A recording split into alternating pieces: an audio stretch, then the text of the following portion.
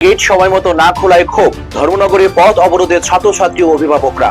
দীর্ঘদিন ধরে স্কুলের গেট নির্ধারিত সময়ে না খোলার অভিযোগকে কেন্দ্র করে শুক্রবার সকালে ধর্মনগরের দীননাথ নারায়ণী বিদ্যামন্দির বিদ্যালয়ে উত্তেজনাপূর্ণ পরিস্থিতির সৃষ্টি হয়। ক্ষুব্ধ ছাত্রছাত্রী ও অভিভাবকরা পথ অবরোধে সামিল হয়ে দ্রুত সমস্যার স্থায়ী সমাধানের দাবি জানিয়েছে। স্কুলের দুপুরের সেকশনের অ্যাসিস্ট্যান্ট হেডমাস্টার হেমচন্দ্র চাকমা। আজকে সকালে আমি বাড়িতে একটু সকালের নিউজটা শুনছিলাম।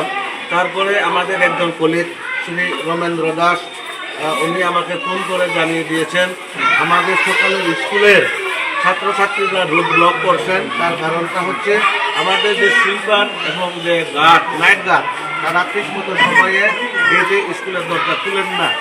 এবং ব্যক্তিগতভাবে এও আমি একটু আগেও বলেছিলাম, আমিও একদিন সকালে এসে এভাবে ডাকতে তারপরে কিছুক্ষণ পরেতে তাদের শব্দ পাওয়া যাওয়ার কারণে এরপরে তারাও গেট খুলে দিছে।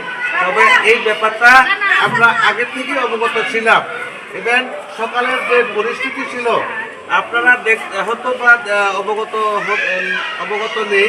আমাদের দুপুরবেলাও তিনি আমাদের সাথে যেভাবে কথাবার্তা বলেন তাও কিন্তু আপনারা শুনেননি। আমরা বাস্তবভাবে আমরা উপলব্ধি করেছি, আমরা অনেকবার বলেছি। একদিন আমাদের যে সুইপার বিভিন্ন বাসপারকে মিটিংয়ের আসার নিমন্ত্রণ আমি দিয়েছিলাম, আজকে আমরা তোমাকে নিয়ে মিটিং করব, কিন্তু তিনি মিটিংয়ে হাজির